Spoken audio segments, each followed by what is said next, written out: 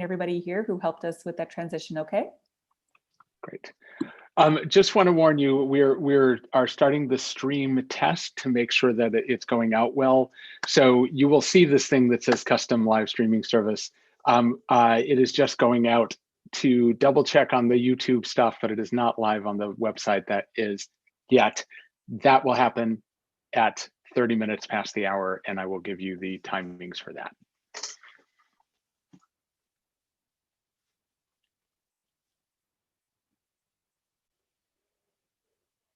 Super. Thanks, Dirk.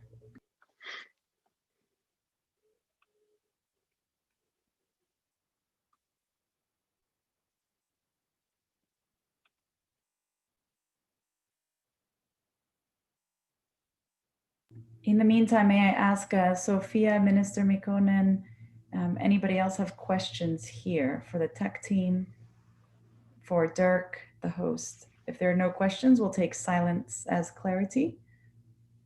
Otherwise, now's a nice time if anything's on your mind.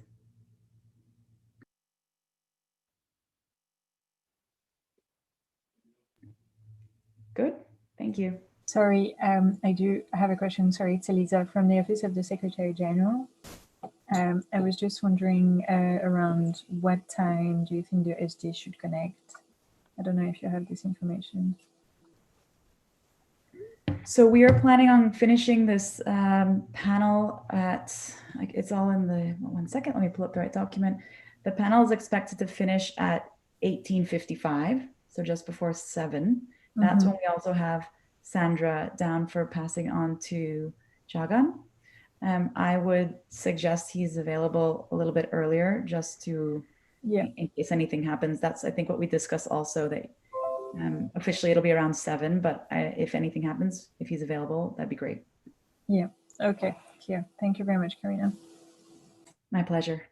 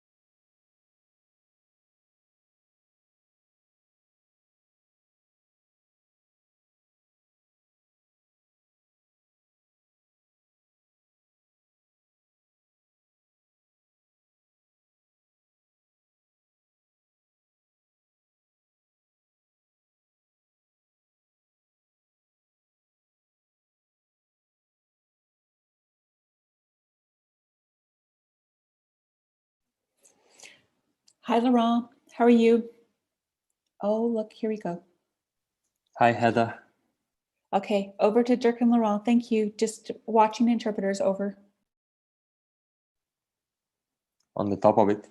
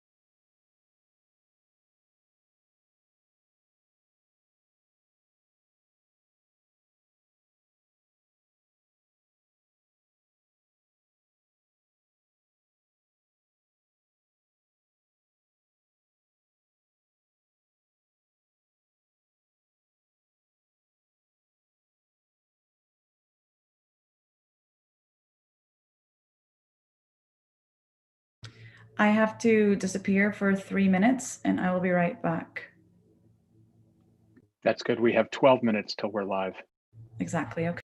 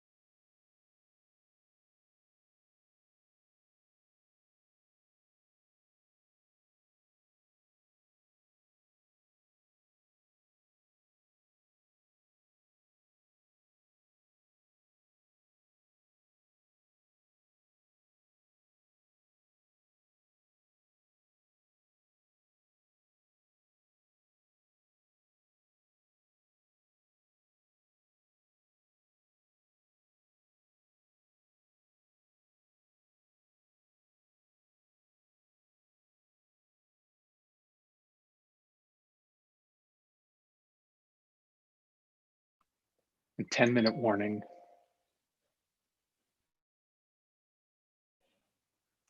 Okay, so we're missing some interpreters, potentially 2 speakers. Okay, and I'm going to go talk to Tom. Okay, for Dirk and Laurent, and actually Dirk and Margarita. Turns out George will not be here, and he was supposed to do the media. Okay, so and sorry folks, we're just talking some tech. Okay, we have a couple more minutes. So Margarita, would you be okay showing the videos? Sorry, showing the slides, the animation opening and closing, and the 2 photos when HRH is speaking? They're in the media file. Is that okay with you? I tried sharing video before with Laurent, and we found my connection is not that strong for that. Okay. Heather, let me jump in to fix that quickly. One, the interpreters are coming, no problem with that. Okay, thank you. 2, for the videos, etc. Please tell me which is the file. I will download everything and play on command. Okay, great. So we want the opening and closing file, okay, which is in the file folder in the top production document, okay? There's also, or do you want me to just paste links? How can I help?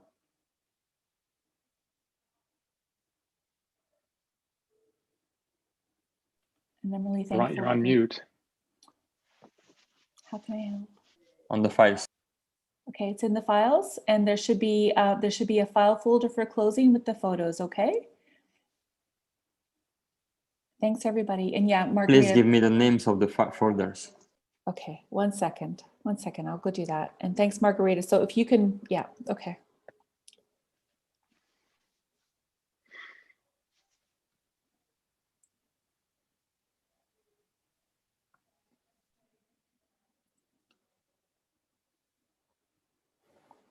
For everybody that is going to be on the panel, just for your information, if we don't have anything go according to plan, if Kelvin doesn't show up, etc., then we'll just save more time for question and answer at the end of the session, which will be a great plan B. Hopefully everybody shows up though.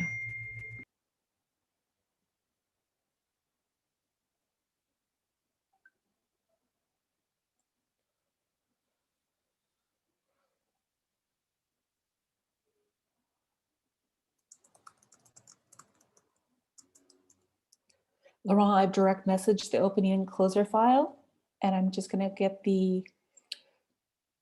there's 2 photos. I'm going to get you the Google Drive for just the photos, okay? And I'm going to paste that in here. So here's the photos. I can't thank you enough for that. Where did you direct message, Heather? I direct messaged right in the chat of Zoom, but what I'm going to do is I'm going to put it in our production WhatsApp, okay? Okay. I will have them, Karina, I will have them open and I will show them on command. Okay, so just to say on command, it's all in the production list. The thing that was missing in the production list was that George was doing another session and we had to assign George to that. So that's my bad that I didn't know that he had been moved. So that's okay. We have a plan, and Dirk and Laurent and everybody, back to you. Yep. And glad the interpreters are here. And again, just thanks everybody for all the hard work that everyone's been doing. And I know it looks like a lot of chaos in the background, but once it starts, it's going to be amazing. Over. Thanks, Heather. So Laurent, there will be no cues. It's all in the production notes to confirm.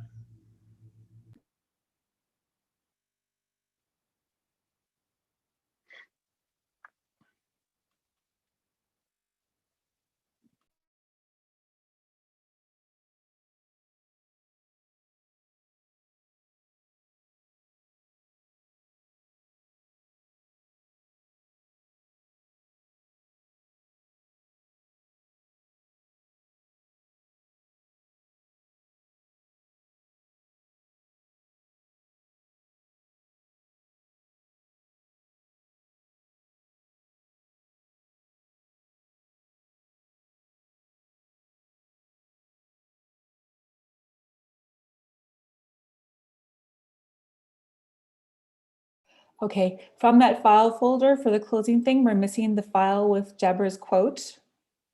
Okay, so I'm going to go look for it. You're missing one more file. Okay, so Karina, do you have it somewhere? I have the quote. I don't have any file. So did you put the quote on a Google, on a, you didn't put it anywhere? Sorry. I emailed it to, who was it, Jan, and he made a slide, and that was it. My Okay. marching orders were Okay, emailed. that's okay. That's okay. We got 5 minutes, guys. Okay. Yeah, 5 minutes till we're live.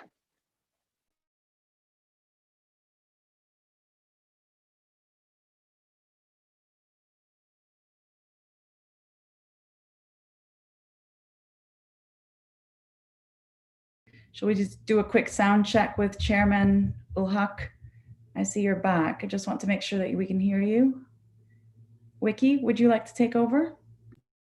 Just have a couple minutes. so Dirk, can very you please look at the WhatsApp, please? Thank you. Okay. Yep.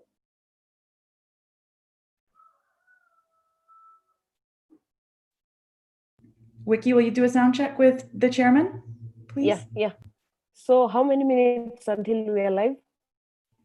About 5. Karina? Okay. 5? So, Chairman, you can Yes, just can go you hear ahead, me, please? test your, yeah, okay. Go ahead. Can you hear me? Is it fine? Can you say maybe 3 sentences, Chairman? Yeah, this is Abrar ul Haq, and right now I'm sitting in Lahore, which is one of the, when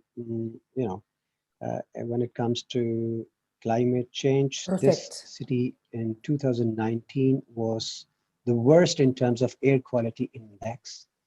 And we are victims of climate Okay. change. Very sorry to And this is interrupt. a very, very relevant subject to all of us. Can Sorry. you hear me?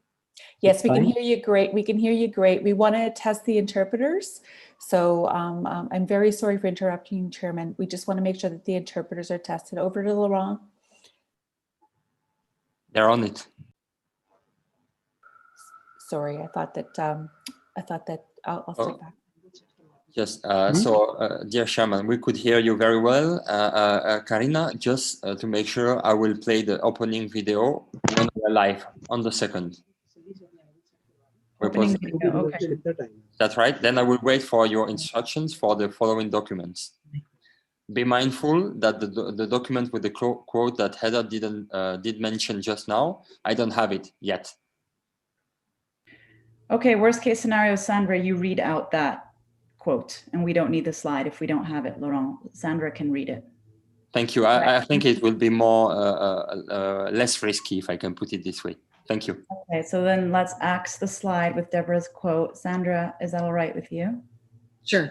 It would need to be interpreted anyway, as you say it. I'll go slow for everyone. Great.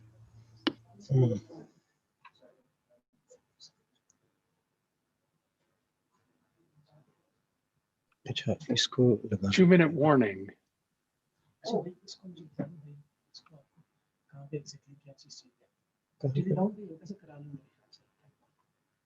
अब मैं बस relax नहीं कर सकूंगा through out.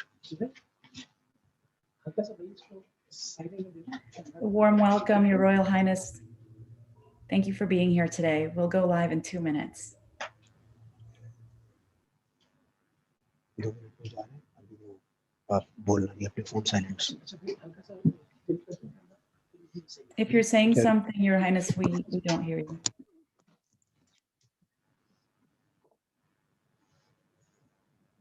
I will put the video on the screen and not play it. Wait for the go, okay? मैं थोड़ा आगे नहीं हो सकता. Dus jij zit iedere keer met zo'n ding. Ja. Je bent er schaam bij.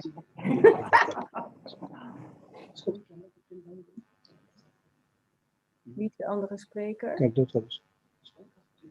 1 minute till we're live.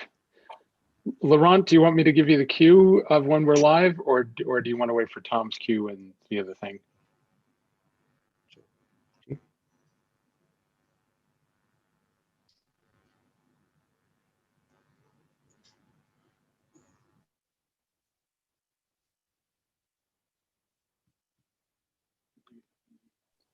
Give me the countdown, please, Dirk. Everybody can see the video, right? Yes, we can. Very good. I'll wait for your top.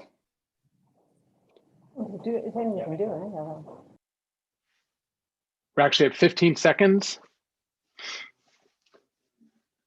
Give me the Seconds. 5, 4, 3, 2, 1. We're live.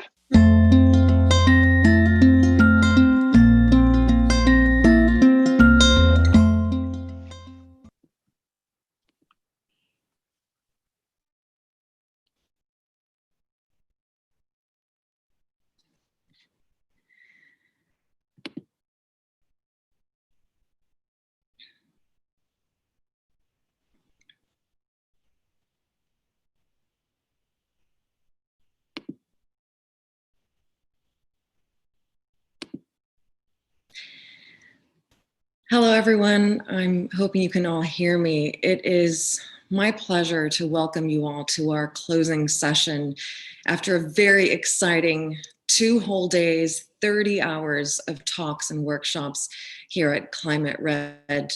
Thank you so much for joining us online, wherever you are.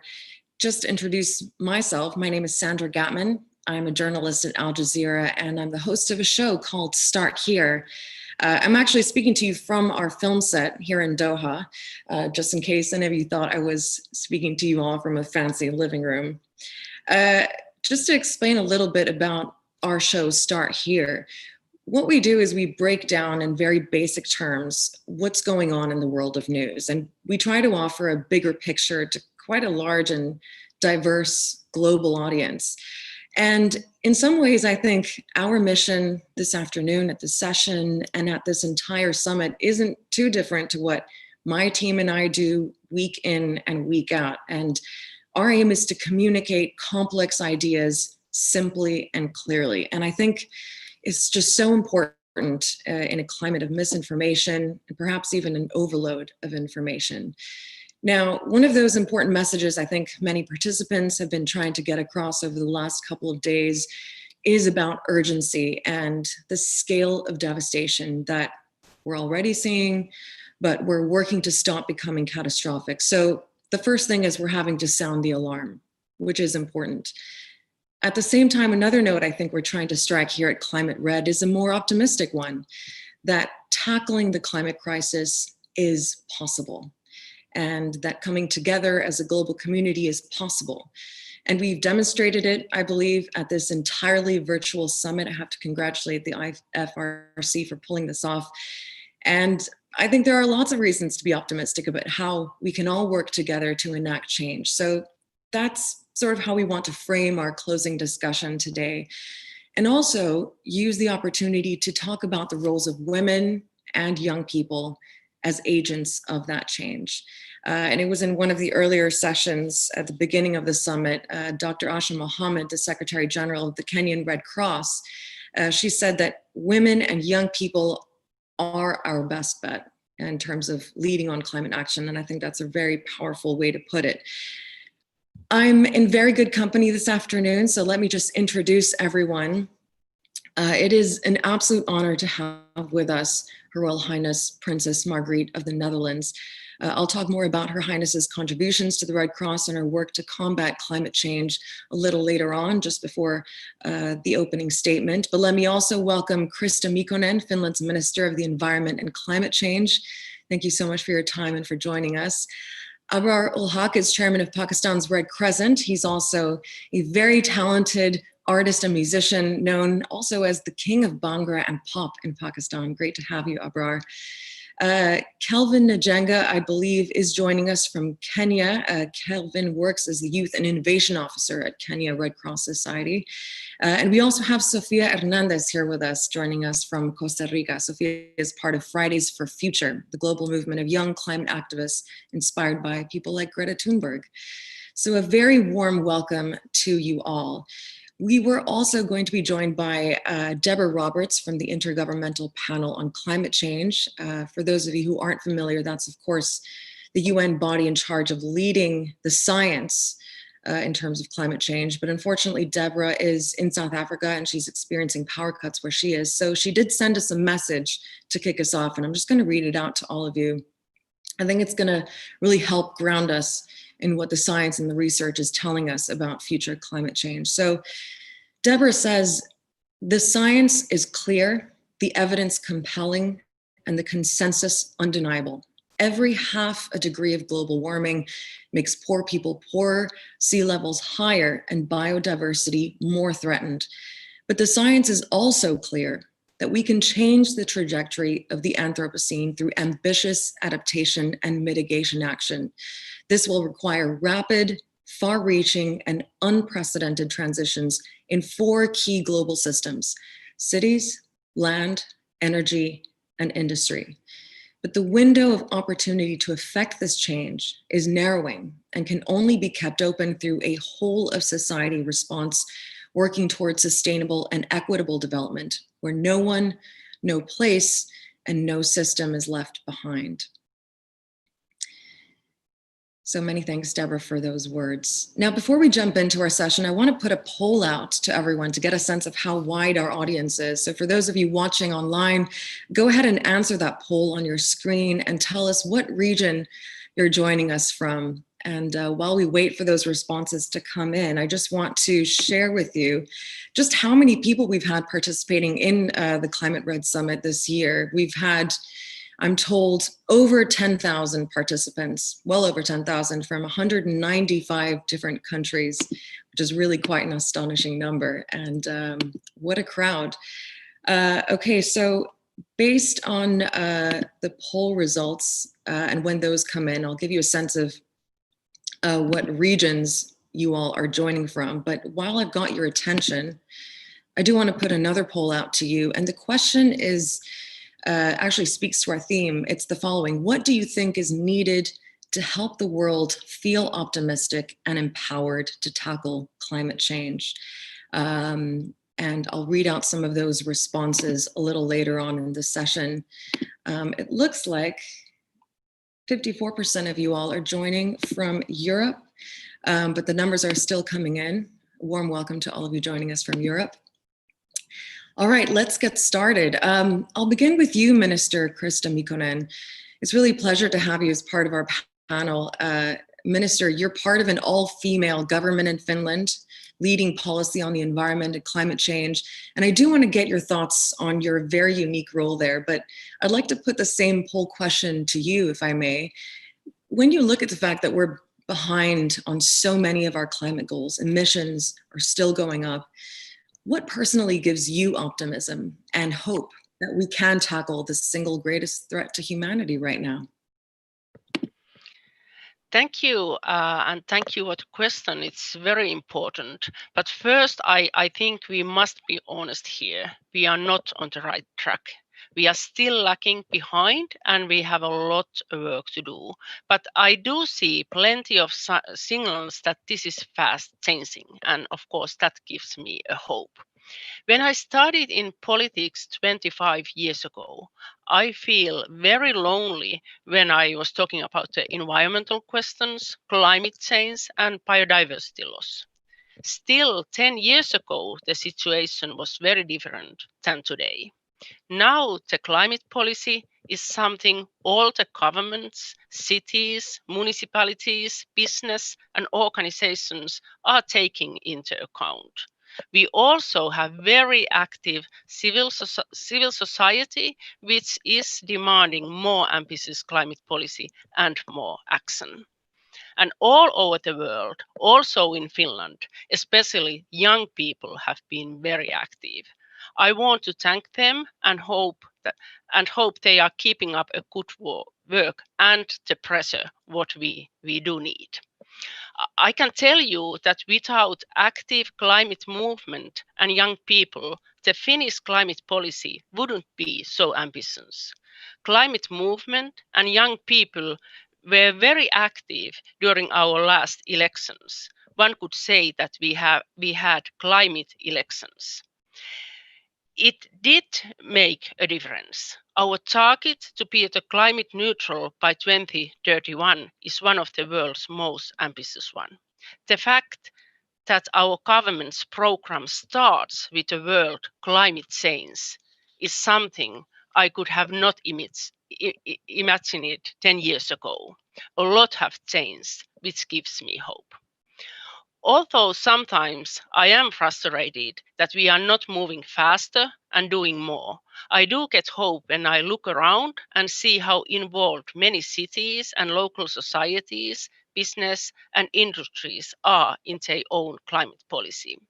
Many of our cities have even more ambitious climate targets than our government.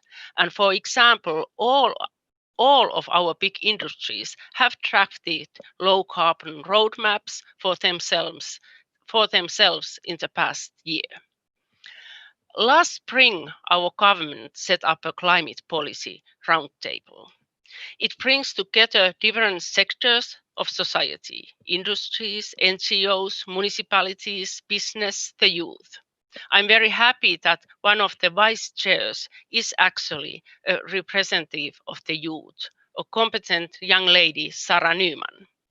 The purpose of the roundtable is to create a common understanding of how Finland can make a just transition to a carbon neutral society. It's very important that the climate policy is done in a just way and we don't leave no one behind. What has surprised me is the lack of confrontation. We really share a common big goal, even if the views differ on how to get there. The dialogue has been very constructive and fruitful.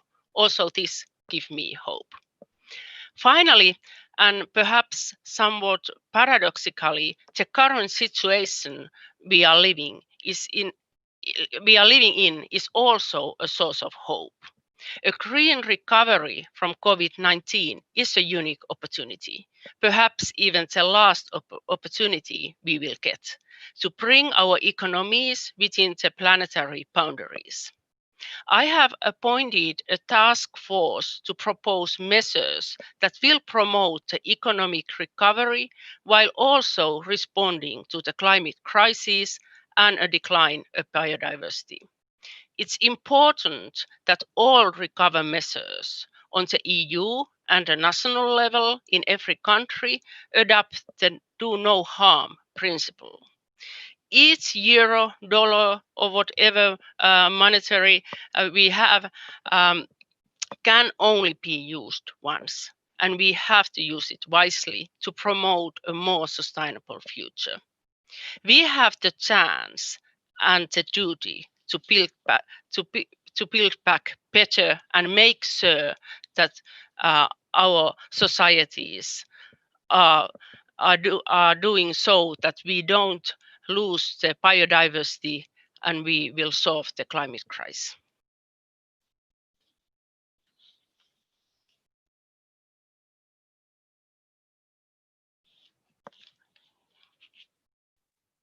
Sandra, you are on mute. Hello, can everyone hear me? Yes, that is good. Lovely. Thank you, Minister. Apologies for that audio glitch there.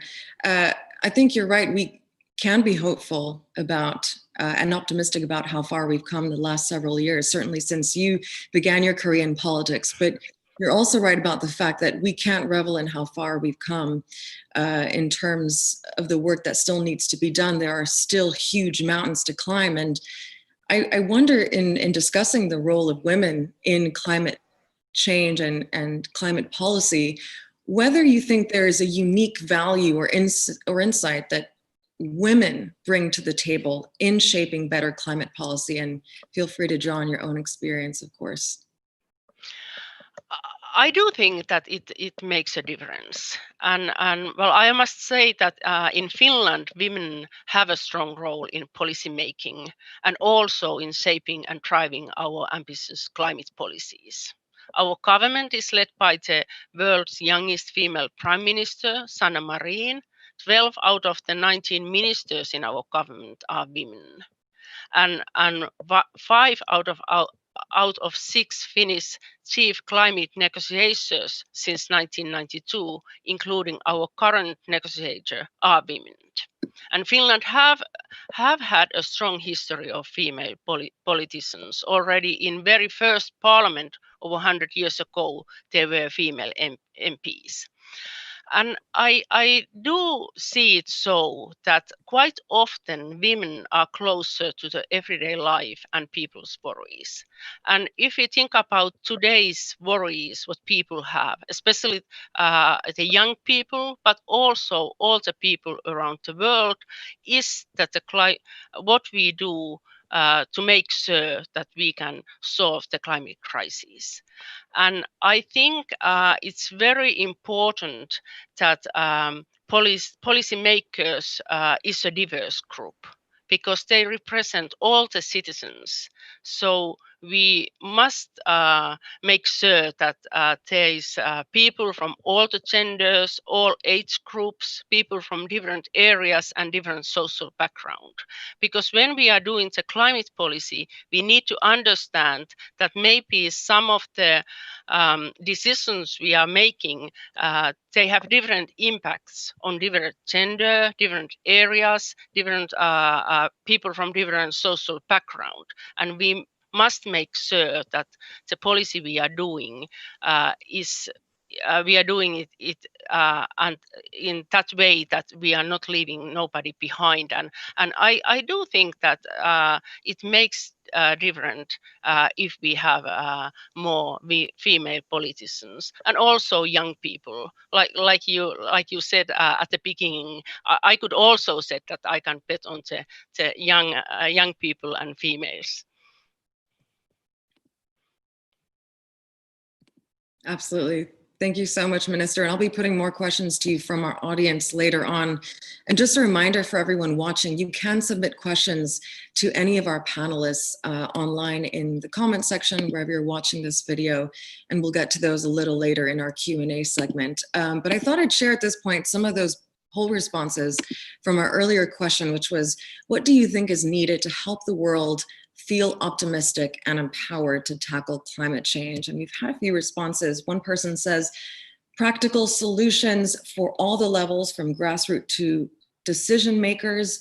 Another person has said, giving information in a way that can be understood. And lastly, someone said, contagious inspiration to link knowledge with action. I like how you put that, contagious inspiration. Definitely use that at a later stage. I'd like to introduce now and give the floor to Her Royal Highness Margriet of the Netherlands. A very warm welcome to you. Thank you so much for joining our closing session. I'll just give a brief introduction. Her Royal Highness's ties with the Red Cross and Red Crescent movement date back a long time to 1966. When Her Royal Highness joined a local branch of the Netherlands Red Cross as a volunteer. And she's remained closely linked to the Red Cross ever since in her role as vice president of her national society until 2011, when the NLRC established the Princess Margriet Fund in recognition of her services. The PMF, as it's known, works to help populations at risk to prepare better for natural disasters. So without further delay, it's my honor to invite Her Royal Highness to share a few words with us. The floor is yours. Thank you very much, dear friends in and of the Red Cross. Some 20 years ago, the Red Cross Red Crescent Climate Center was established here in The Hague. For years, the World Disaster Report had made clear that weather-related disasters were increasing and that more and more people were affected, requiring ever more resources and relief. Through combining science and practice, the center has helped us to better understand the rising trend and to move away from only responding to also adapting to the trend and mitigating the effects, becoming proactive instead of reactive. Since the International Red Cross Conference in 1999, climate change has become an integral part of our work. During my many travels for the Red Cross, I've seen that climate-related disasters hit the poorest people, people with little or no protection. They are the most vulnerable to a trend that they contributed least to. Very cynical indeed. I strongly believe that a shift to more prevention is essential. If we don't, we continue to fight a running battle, one that we cannot keep up with. We may not be able to prevent disasters from happening, but we can prevent the consequences when they strike. Less damage, less people on the run, less suffering. The measures are not complicated. Early warning, evacuation plans, check dams and bridges, safe houses, schools and shelters, uninterrupted water supply, taking good care of ecosystems, and crucially, working with local communities, helping them to become resilient so they can cope with the risks. Less damage, better response, quick recovery. It saves many lives. And it makes maximum use of aid donations. By investing €1 in prevention, we save €7 in relief. It is not just theory. I have seen how this has worked, for instance, in Bangladesh. For many years, the communities were left to their own devices every time hurricanes and floods were announced. But they were able to save lives and livelihoods because they had developed contingency plans. And they could still reach essential services in their village because they had built a bridge. The village youth was a driving force. I was impressed how enthusiastic and proud they were and how efficient. In Haiti, where floods recur and earthquakes strike, people in remote areas have to be self-reliant. But deforestation and other destructive effects of the disasters make them extremely vulnerable. Together with the villagers, we built check dams as part of a wider plan for saving water and planting trees and crops. They took the opportunity to voice their needs and shape the plans. This gave them a feeling of ownership. The dams were built by the community in a human chain, up in the hills with local material. An earthquake-proof shelter serving for many purposes was built as well. Other dams built for the community, but not by the community, have collapsed. But here, when the next hurricane struck, no damage was done. Everyone stayed safe and all livelihoods survived. So far, Haiti. It is rewarding to see that understanding the effects of climate change has moved us forward to find adaptations to mitigate the damage, to be better able to change our methods of working. By listening to communities, by engaging with governments and donors, and by developing new approaches geared to the circumstances. All this helps to be better prepared. I'm happy to have been part of this journey and to have contributed where I could. For example, at the UN conference in Sendai. And through the Princess Margriet Fund, concrete actions have been taken to protect communities by preparing for disasters. This week, we're talking about the impacts of climate change at a time when the world is mainly talking about COVID-19.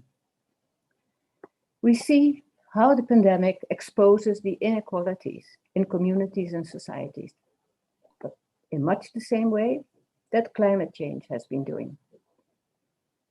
For COVID, we look forward to vaccine and medicine. Climate change, however, will continue to push up disaster risks and affect millions of vulnerable people for decades to come. We're experiencing here and now already the effects that were predicted few decades ago, but occurring at a higher speed. This past summer, for example, we had the longest heat wave ever here in the Netherlands. We are now fighting two battles at the same time, against too much water and against too little water. This is what we must prepare for. This week has shown that we're not empty-handed. There are many tools and approaches that help us to work ahead of disasters to protect people. Acting on basis of forecasts and using impact data and science. Managing ecosystems in the wider landscape. Understanding that we also contribute to sustainable development. Recognizing cities as disaster hotspots. Working with communities to strengthen their resilience. Engaging more with non-Red Cross partners to reach scale and overcome complexity. and working closely with science for mutual benefit. I'm proud of the chair on climate and disaster resilience in my name at the University of Twente here in the Netherlands. So compare this to where we were 3 decades ago. We have truly risen to the climate challenge, but there's still a long way to go. All this helps us to better address the effects of climate change, but addressing the causes is the other side of the equation. We do what we can by greening our work, but also calling on everybody to reduce their carbon footprint. And on both fronts, perhaps the COVID-19 crisis helps us indeed to enforce a green reset. Let's build a greener and more resilient future. The Red Cross Red Crescent should raise its voice for that reset in every community and around the world. Storms, heat waves, diseases, water scarcity, conflicts, sea level rise. They are overwhelming, but at the same time, I see a young generation, certainly within the Red Cross, that isn't waiting. The future is now. With their energy and commitment, the Red Cross is and will remain at the forefront of climate action. Thank you very much, Your Royal Highness, for that opening statement. And I must say, seeing those photos and hearing those examples of the work you observed on your missions with the Red Cross around the world, of young people taking those initiatives to help their communities, is really something inspiring. And it does bring us to our next segment, which is young people and why they are perhaps the biggest source of optimism in this wider mission of ours. But before we start that discussion, let's throw in another poll question. We know that young people are putting pressure on policymakers and big corporations to lead the change and play their part, rightly so. But we also want to know, are young people prepared to change their ways to slow climate change?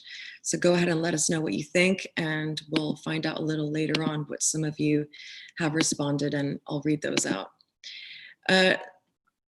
Right, so in the last couple of years, we've really seen that drive and empowerment from young people. The best example being those school strikes that sprang up all over the world in thousands of cities. And to talk a bit more about that, I'd like to bring in Sofia Hernandez, who's part of that movement at Fridays for Future. Sofia, glad to have you with us. I can't imagine that things have had to adapt slightly during the lockdowns with kids having to stay at home. But I do want to know what change you think you've already achieved with the school strikes up until now.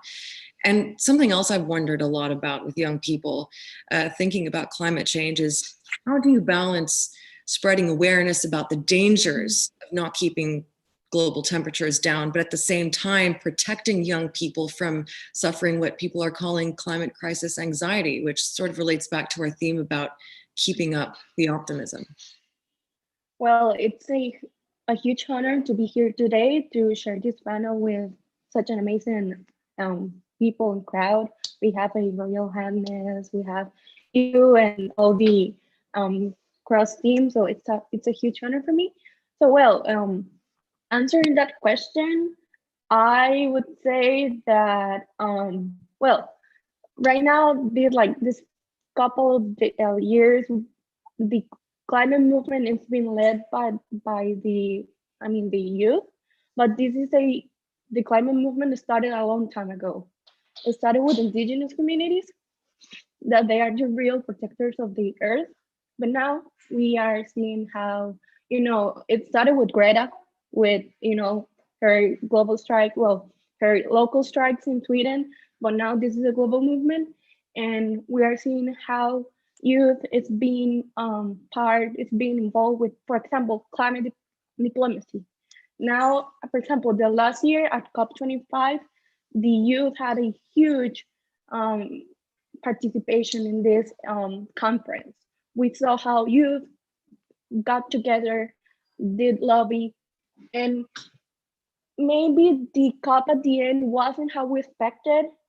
We saw a lack of ambition at the end, but we see that, you know, this movement, the climate movement, it's being led not only by youth, but also by different fronts gathering together to fight not for our future specifically. We're fighting for something that is happening right now. We can see it with the fires in the west coast of the United States. It's raging fire. You know, in San Francisco, we can see all those pictures, and you know, New York Times, and when I see those pictures, I'm like, why? Okay, this is a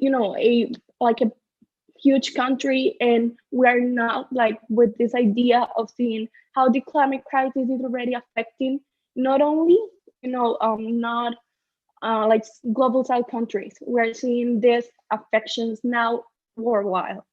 And what is also something very important about the climate movement is that, the youth climate movement is that we are challenging the global leaders. We are being part of the decision-making process about, about climate policies, we are getting to know that we are important, that our voices are so important, such as the global leaders, or such as, in person from big enterprises and stuff.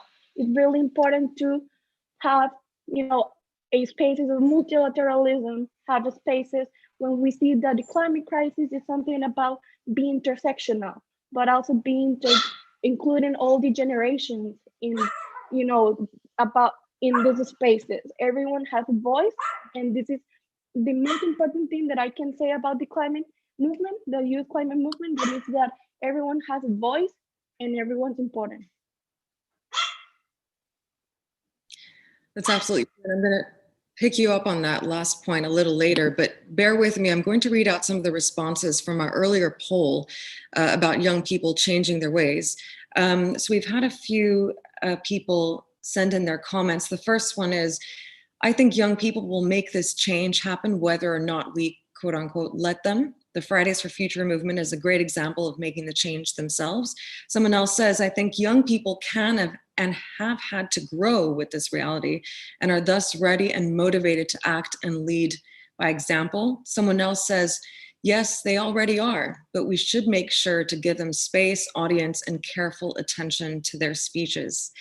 And in that vein, you're clearly extremely passionate. And I think a lot of people are waking up to the urgency and are trying to sound the alarm as best they can, because as you said, the young people are the ones living this future and are going to bear the brunt of the devastation and the injustice. And young people have the power at the polls. They are the ones over the next several years who are going to be voting for the politicians shaping climate policy.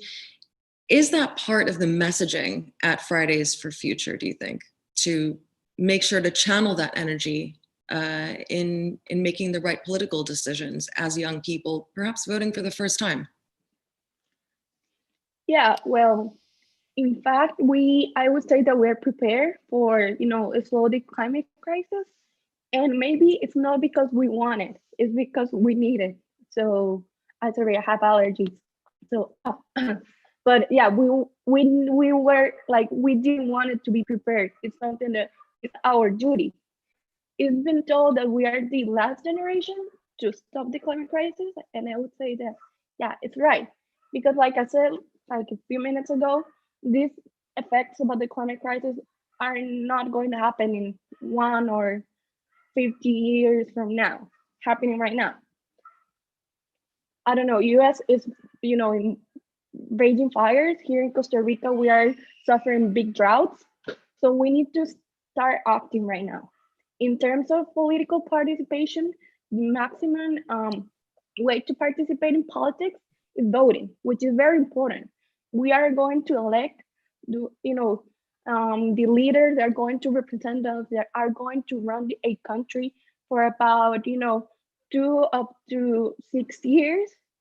But this is not the only way that us, not only as youth, but us, the entire society, can be part of the politics. Politics are everything at the end. So when you speak up, when you want to be heard, and you try to, I don't know, to put some pressure, not only at the international level, but you can do it at some grassroots levels, at your community, at your local governments, at your parliament. That's being, that's putting pressure. That's political advocacy, and this is what is very important. Now the youth is acknowledging, is making to realize that the system, we're saying the system is broken. No, the system was made this way to perpetuate some ways, like the Royal Highness said, of injustice. And now the COVID-19 pandemic is helping us to realize how unequal is the system. And that's why we need to make the global leaders accountable. We need to stop, we need to start using science. We already have the facts. Science is a very important tool. We need to use that you need to use that as a channel to implement more public policies in terms of not only climate recovery, in terms of biodiversity. We need to see the climate crisis also as a human rights crisis. When we talk about ocean sea levels rising, we're talking about how coastal communities are going to be affected. They are already being affected. We are seeing water stress. We are seeing lack of food security, food sovereignty. And this is what is really important. We need to continue to make our global leaders be accountable for what they are doing now more than ever. We need to keep pushing to have spaces of dialogue. We have to, to push more political advocacy. We need to do lobby.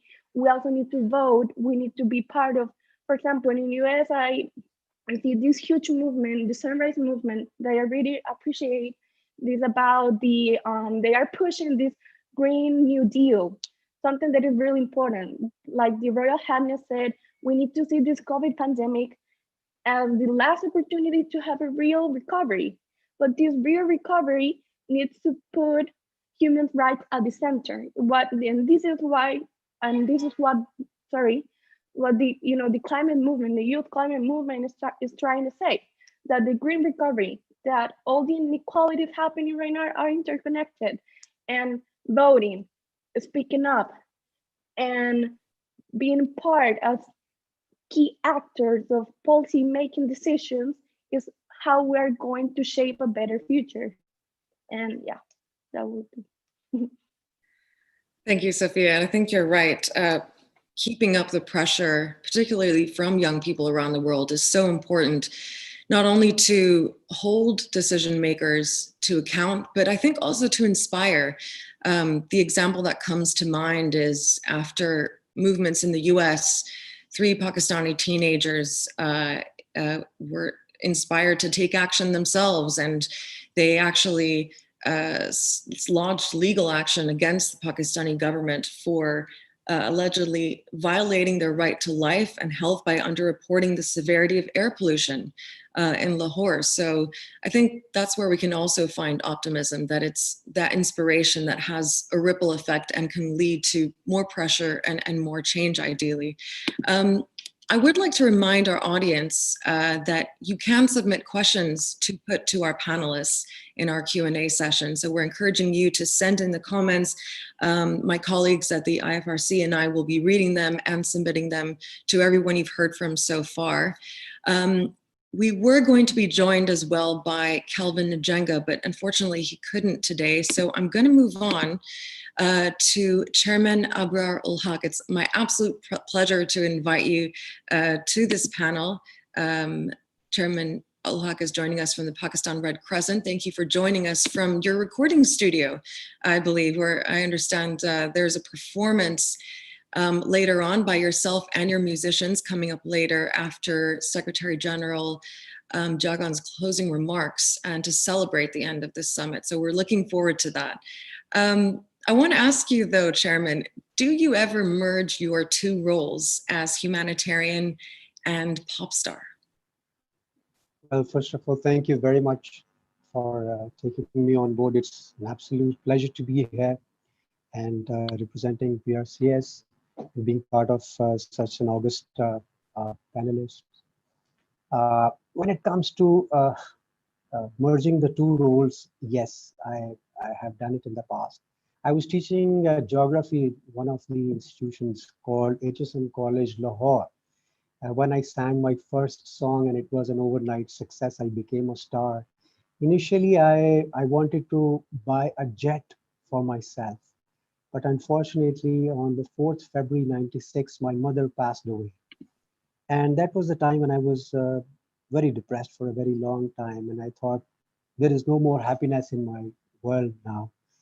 But then suddenly an idea came to my mind that Imran Khan, who is the former cricketer and he's the Prime Minister of Pakistan right now, he built a hospital in the name of her mother. And he was a young man at that time and he was a celebrity. So why can't I try something like that? So I promised myself that in the name of my late mother, I will build a hospital. And then I asked few of my friends, they made fun of me. This is not possible. You don't try to be Imran Khan. But then since I had promised to myself that I will make a hospital in the name of my mother, I did a lot of concerts, and the money that I had kept for buying the plane, I bought a piece of land in one of the remote rural areas of Pakistan called Narowal and started building a hospital. And that hospital in 2 years' time was up and running. And you will be glad to know that with the power of that music, that humanitarian work is still going on. And more than 4 million people of the catchment of serving that hospitaling those people. Also, we built a medical college next to the hospital to sustain that hospital, and people around the world, to almost all over the world, to get support. The best thing about humanitarian work is that it relates to people, no matter which country are you living in, or what religion do you have. So such causes, if you involve, celebrities around the world, if you, because they are opinion makers, they develop opinions of people by doing something like that. So I merged the two, and that hospital is up, the medical college is up, the cancer hospital is near completion. And then in 2005 earthquake, I asked youth of Pakistan. At that time, I created an organization by the name of Youth Parliament of Pakistan.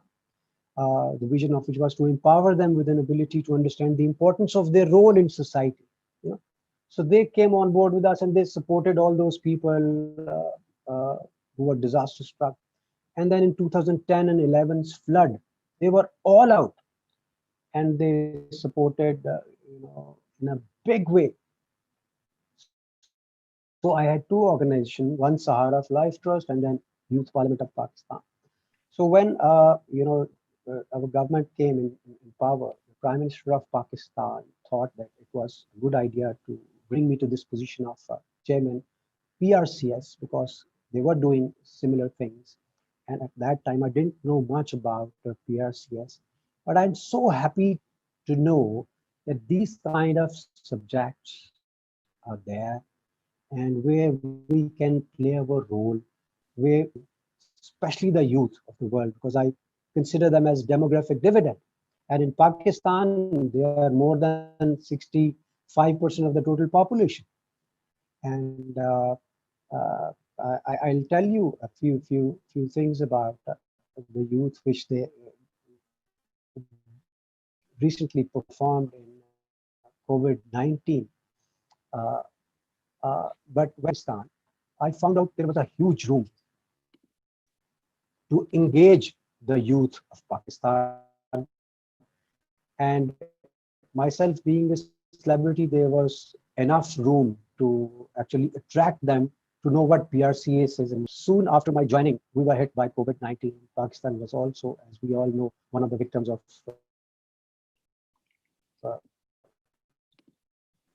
the globe.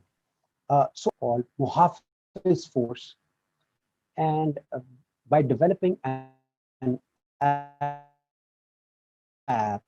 with the help of that Muhafiz Force, we did an intervention in 96,000 households, more than 600,000 people, and extra food, and that food was actually given to those who didn't have food, and mosques and churches and all these places were used where through the microphone, people were asked as to who needs the food, who needs the medical support and medical awareness about what COVID-19 is and what are the symptoms and how can they do. So intervention, a big intervention with the help of the youth was done. And I believe when it comes to this global issue of climate change, there is a huge potential that we can actually create the desired impact with the support of artists and youth. Because Pakistan is the direct victim of this subject, unfortunately. Pakistan is ranking number 3 when it comes to disaster-prone countries of the world. And I'm sitting in Lahore, right? In terms of air quality index, was the worst city of the world. And with every passing day, we notice that things are changing. On this motorway where I travel from Lahore to Islamabad, there is a fog in the next couple of 2-3 months, and the life is almost suspended. Growing with a very, very serious issue. And I personally believe that we can do it, and by involving the youth, by involving, inspire them, invigorate them, and involve them in fighting this global pandemic. The good thing about Pakistan is that Pakistan's Prime Minister is very, very fond of this subject. He wants some impact to be created. And in 2013, because he is also a celebrity in his own way, and he has a huge of a certain to plant 1 billion tree. And would you imagine that in few months' time, that 1 billion trees were actually there? And now, as we all know, that when he spoke on the General Assembly session, the United Nations, he put this point of climate change in the first 2 points of his speech. So that that shows the conviction of the government of Pakistan. And then we have this dynamic lady minister, Zartaj Gul, who is to the women also. So in the next few months' time, our Prime Minister has decided to go for 10 billion tree tsunami. As far as Pakistan thing is concerned, Pakistan sticks to the Paris Climate Agreement goals, and we definitely on the decarbonization of different sectors. And because more than 40% of the carbon is emitted through these power companies, there is a lot being done by different countries, but I'm sure more can be done. But as far as the people of the world is concerned. This is something which is an opportunity in its own self to bring the people of the globe together to fight for a noble youth, all the artists of the world. Like I can host a platform in To Pakistan. interrupt you, I'm very, very passionate about it. we're losing connection to you there. We'll come back to you and definitely field you an audience question in a bit. But thank you so much for all of your personal anecdotes. I think there is something to be said about star power, setting an example, no matter how small or big, in your case, you're following. And it's definitely something hugely important to the Red Cross and Red Crescent Committee, seeing as around half of the millions of people working as volunteers across the movement are young people. And we actually do have volunteers working for this very summit and running this session as well. So a big thank you to them.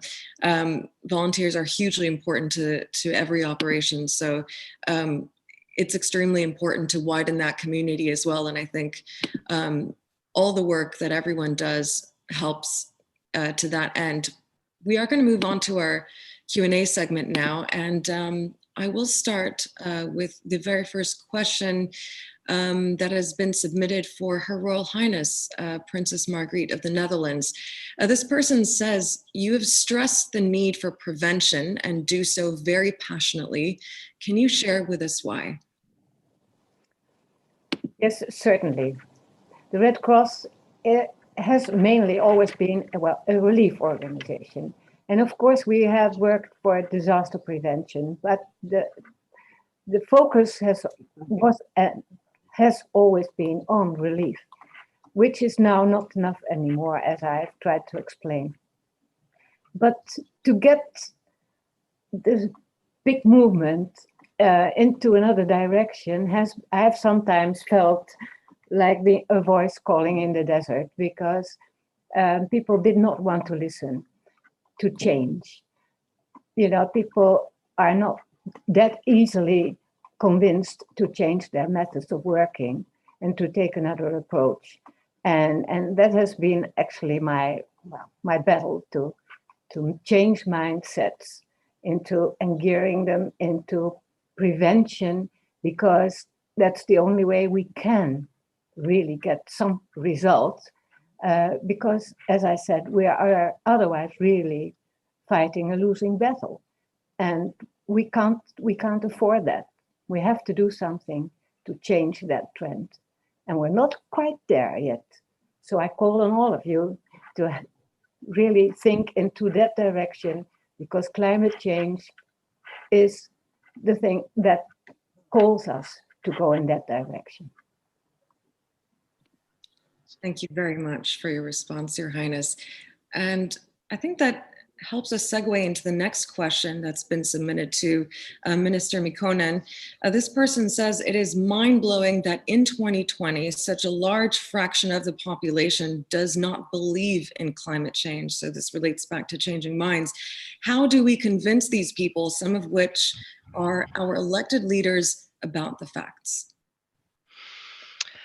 Yes, it's hard to believe that there's still some people who don't believe. If you look around, you can really see the consequences of the climate change, and if we think about now these fires which are going, and so I think it's a good question and very important, but what we can do is, I think we all have our own role when we talk about the climate change and talk about the need and change we need to take. And of course, the more active the people are, and the more you see the people around you are doing the change, it's the way maybe you start to think yourself that really what's happening. And I just think, well, especially or for example in Finland, which is one of the northern countries, we can already see the climate change because our temperature had already raised, and we know that in many parts of the world you can really see the consequences of climate change in your everyday life. So I somehow just trust on that when the climate change is more concrete and it's you see it in your everyday life, it's very hard to think that it's not real because it comes so close. And of course there's a very important role of all the activists and civil society and municipalities and governments. They do have their own role to give a real information and also explaining the background of different consequences. But I think we all need to be active in that. Thank you, Minister. There's one more here for you. This person says, we discussed a lot about adaptation during these 2 days, but still lack being prioritized. This still lacks being prioritized by donors and many national governments. What can engaged authorities in Finland do to spread the word?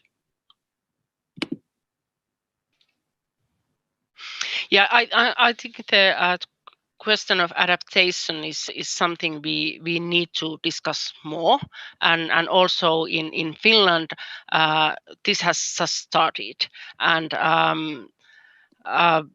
we have started to do this kind of plans that what we need to do, because like I said, you can really see it already. And it's very important that when we do the different policy, we do it in a just way, because we need to make sure that the climate policy won't create the boundaries between the society, so within the society. So it's very important, this just transition, and we need to help those people who, for example, work on that kind of sectors that we, for example, for fossil energy, that we know that we need to get rid of. So when we do the climate policy, it's very important that everybody is involved, because that's the only way that we can get the support from the people. Absolutely, especially in this, well, I was going to say post-pandemic world. We're in the thick of it, but as those recovery programs start kicking in, it's certainly something that everyone is looking towards to kind of steer the ship around in a more green direction. Sophia, the next question is for you. Someone is asking, will you bring your passion for climate change to the Red Cross? We would love to have you volunteer. What do you say? I would love to. Actually, I know that the Red Cross has like a huge, I don't know how to say, like movement or organization here in Costa Rica. And I have some friends who they are, part of the volunteering staff. So I would love to be honest. Yeah.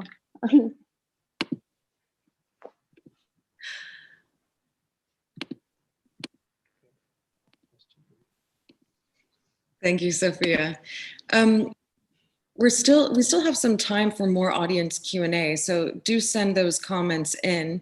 And also just to remind everyone to stay tuned for the performance by Chairman Ulhak, who will be performing after the Secretary General's remarks at the end of this session, which is coming up shortly. Sophia, I want to bring you back in and ask you a bit more about Fridays for Future. What do you think is the message that's going to stick with young people beyond just spreading awareness? Because that is, of course, the first mission is to inspire and spread the message about the dangers and inspire hope that we can put enough pressure for change. But what do you think is the next phase now? So, well, that's a good question. And I think depends on the region. Maybe, I don't know, the international movement has like a international like organization and stuff. But basically that depends within the region. For example, here in Latin America, I just, can talk about my region, but we are in this like ongoing pandemic, what we are basically doing digital strikes or climate educational campaigns.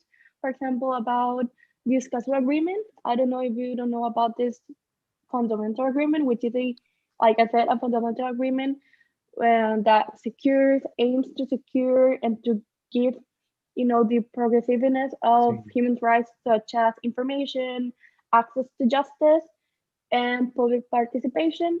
So I would say that the Friday for Future movement is not only trying to make awareness of the ongoing crisis, the climate crisis, but also to start to building spaces of dialogue, conversations, and public participation, political participation in different spaces. And this is what I really enjoy and treasure about this movement and the different movement, because I cannot only talk about the Fridays, we can talk about the rest of the movement happening and doing advocacy. We all have the same the same route, which is to not only to acknowledge and make awareness to what's happening, but also to help and to seek ways to build together a better future. And of course, also with the mental health, part of it, that we are just, human beings and we can burn out and we can have, like you said at the beginning, eco-anxiety. So that's a whole process. Like we need to keep fighting for our future, but we can fight if we are not in our own conditions to do it. Thanks, Sophia. I've got a question for the chairman, if you can hear me, Abrar Al-Hook. This person asks you, how can we national societies be better at advocating for donors, corporates, and institutionals to provide funding to preparedness and adaptation, not only waiting for the disaster to happen and then giving us emergency funds? And if you could keep your response short, just in case we lose you again. Thank you.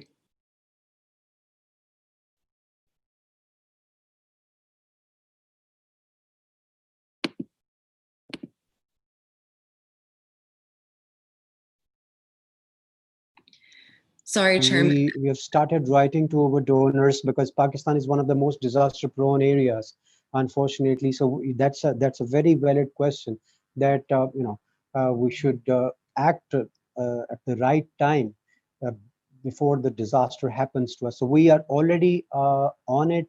We have prepared few documents. We have written to a few of our donors, and also we have engaged a huge number of youth volunteers and Muhafiz force,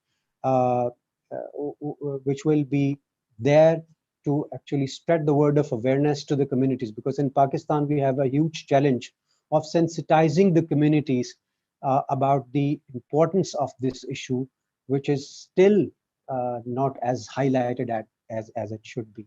So that is a very valid question, and we're doing something about it. And also, I would like my donors to support as much as is possible. Thank you. Thank you so much. Just a final question that I'm going to open up to our entire panel. The question is, what gives the panelists hope for the future on this important issue?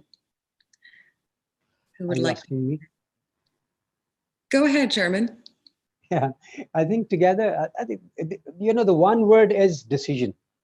If we all decide right from the heart, if we are honest, as the honorable, minister said in the beginning, if we are honest to the cause, I think nothing is impossible in this world. As he earlier said, just spread the word, pass the tune along, ask as many people as is possible around the world. This young lady is speaking, so she's people like her. We need involvement of youth at every level. I think engaging the artists, those who can actually bring the audience, those who can change the minds of the people. Tell them that is extremely important. We have been through this. We have been through disasters, and we've lost our loved ones. So this is not something which we should not focus on. So that is what I have to say. Thank you so much. Minister Mekonnen, would you like to answer that same question? It's what gives you hope for the future on these important issues? Yes, well, like I said at the beginning, there's many signals that have given me a hope, and I think it's because I talk a lot with the different people, the people from the business world, the people from the cities, the young people, people from the different organization, and I'm very happy that all of them, they are really thinking that what they can do for the to solve the climate crisis, and what they should, how they should change their own work. And I even those kind of sectors that you, or those kind of organization, you think that they have nothing to do with the climate policy. They also think that what can we do? What is those climate action we can do in our own work?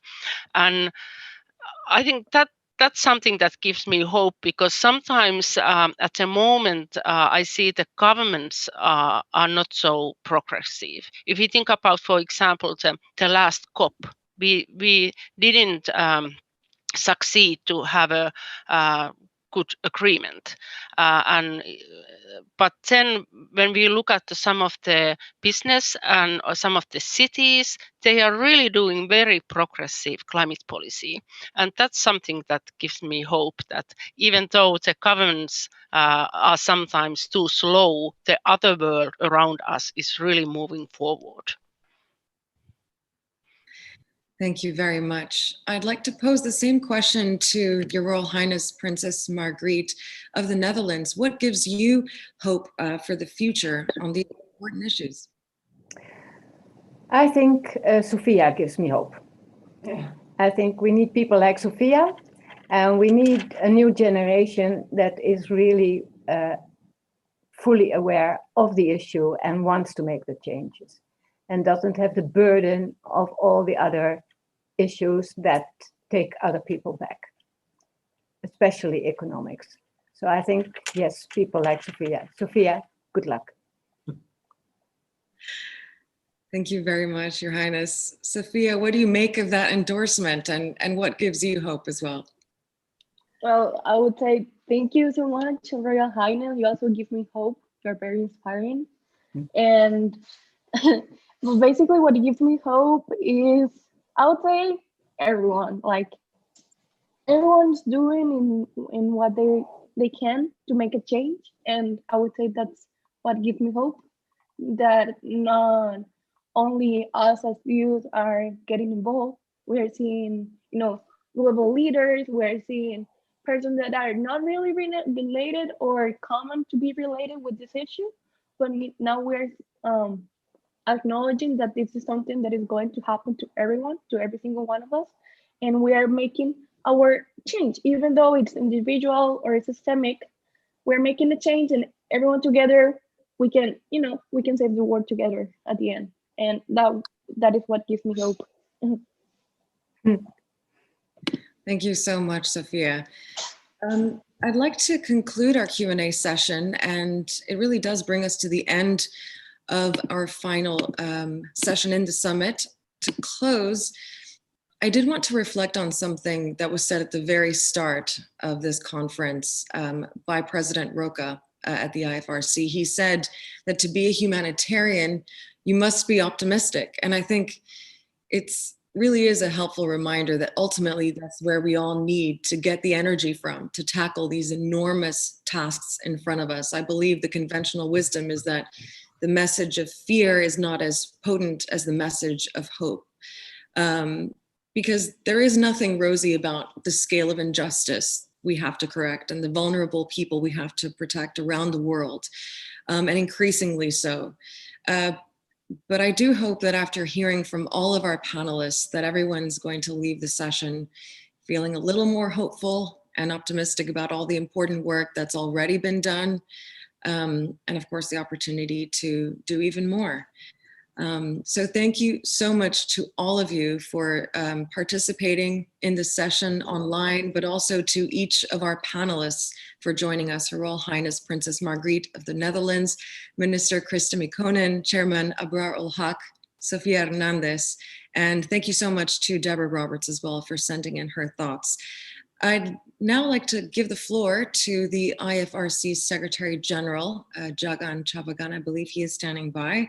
And we're all looking forward to his final reflections on the summit and his thoughts on how to take forward all those diverse lessons and perspectives that were shared throughout the past 2 days. Over to you. Thank you, Sandra, and thank you all the panelists. I think this was a very inspiring last panel, fantastic. Thank you so much. Ladies and gentlemen, dear friends and colleagues, I realized it was only yesterday afternoon that we opened this summit. And yet we have covered such a tremendous amount of ground during this time. We have had over 10,000 participants from over 195 countries, taking part in over 200 online sessions in at least 4 languages, ranging from inspiring Ignite talks to cartoonathons, to virtual tours and trainings, to high-level panels involving world-renowned leaders, and 3,000 conversations in the coffee room. So what have we covered? We have covered lots of substance that I won't even attempt to cover. The science is clear, the impacts are clear, but most importantly, we have learned about practical solutions that we can all take forward. For instance, how to reach the communities who are experiencing the worst effects of climate change on a daily basis. How to use science to scale up anticipatory humanitarian action and reduce the impact of extremes before they hit us. How to better protect the environment around us and incorporate nature-based solutions into our work. How to reduce our own greenhouse gas emissions as the Red Cross Red Crescent family, and how to inspire others to do the same. And we also learned about how to make progress to these priorities. I have seen how people from all over the world have been inspiring each other in all the different sessions, sharing insights on how to inspire others to achieve the transformation we so desperately need. For instance, how to connect global ambitions to national policies and local impact. How to break sector silos and bridge the divides with the development and climate and environmental communities. How women's leadership will be absolutely crucial, and how young people are essential change agents that need to be engaged in decision making. I believe we now have a sense of how much more is required from all of us in order to act, empower, influence, and transform, both for us and our future generation. We have seen that change is absolutely possible, but also an imperative. Colleagues and friends, I don't know about you, but I have found the whole experience of this summit incredibly inspiring and energizing. To see staff and volunteers connecting virtually from different branches on different continents is a genuine global network, sharing ideas and inspiring one another. To hear one organization sharing hard-earned lessons with another in order to make their journey to becoming greener, smarter, and more efficient. To visit and tour places virtually, bringing concepts and ideas to life. To really feel the passion and energy that the Red Cross Red Crescent and beyond has for driving climate action. And all of this without a single flight required. Well done, colleagues. Ladies and gentlemen, over these past 30 hours, we have been experiencing the future. Yes, of course, there have been some technical challenges and obstacles, as you have gone through the summit, and our apologies for the website difficulties during the beginning. But without mistakes, we cannot learn. Without failures, we will be unable to succeed in our Strategy 2030 and our ambitions to address the climate crisis. To bring something like this summit into being has taken a phenomenal amount of work behind the scenes. Whilst we are not all in a single auditorium to be able to appreciate the logistical feat of bringing thousands of us together, a similar amount of effort, if not more, has been required in order to make this virtual event a possibility.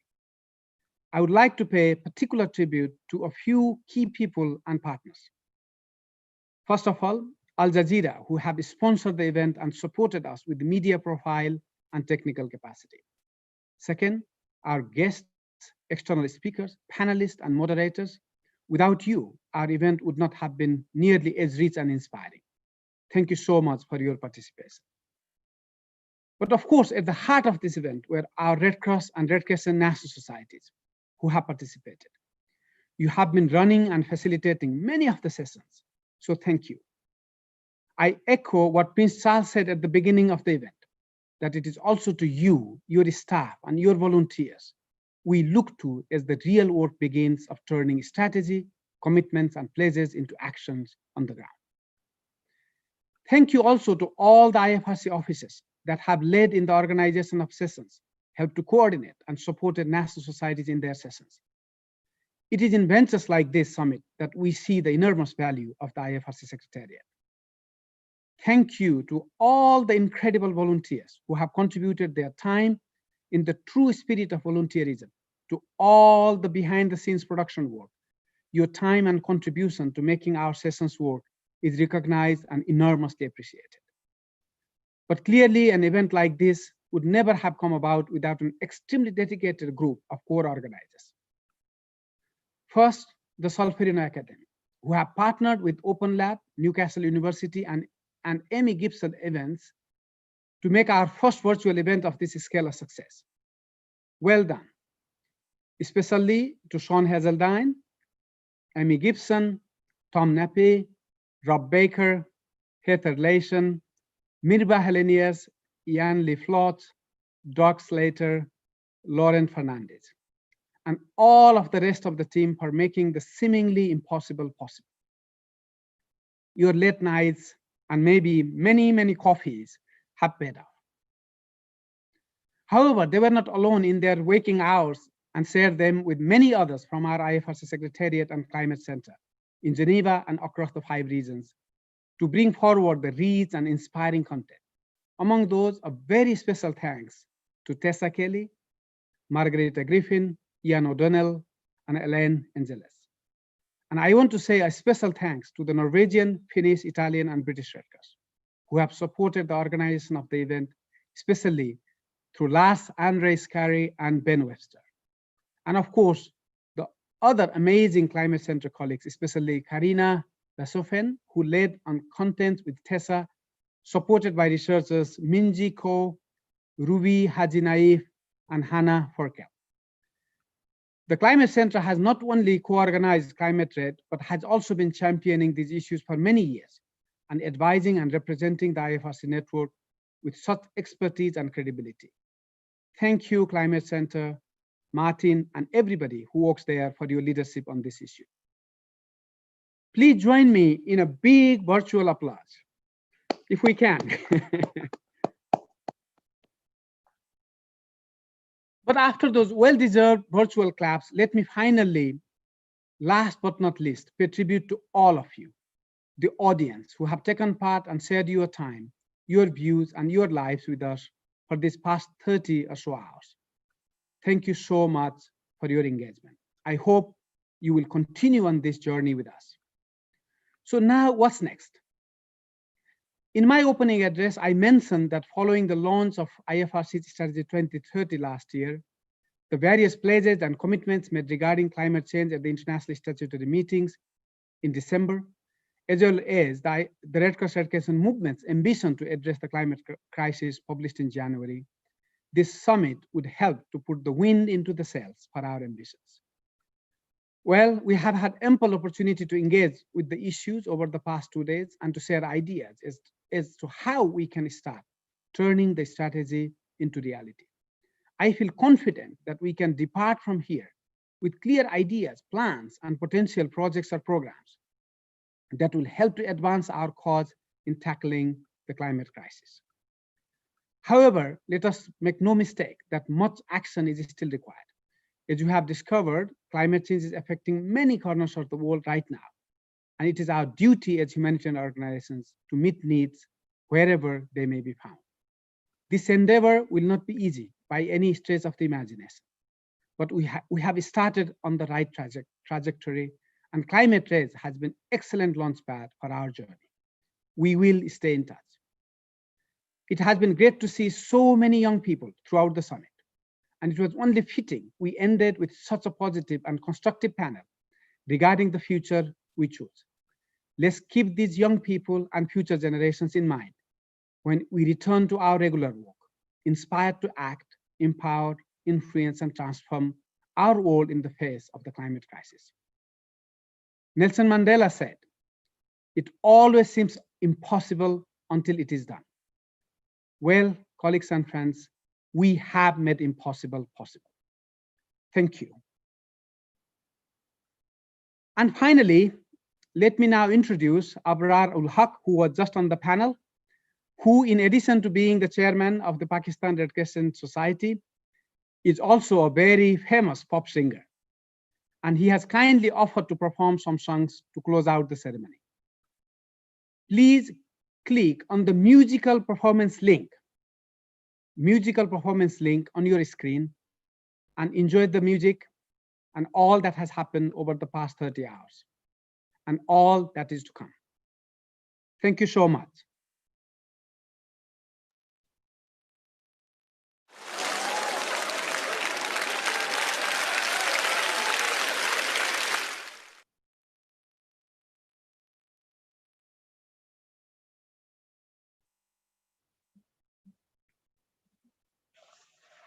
So now we all go to the musical link.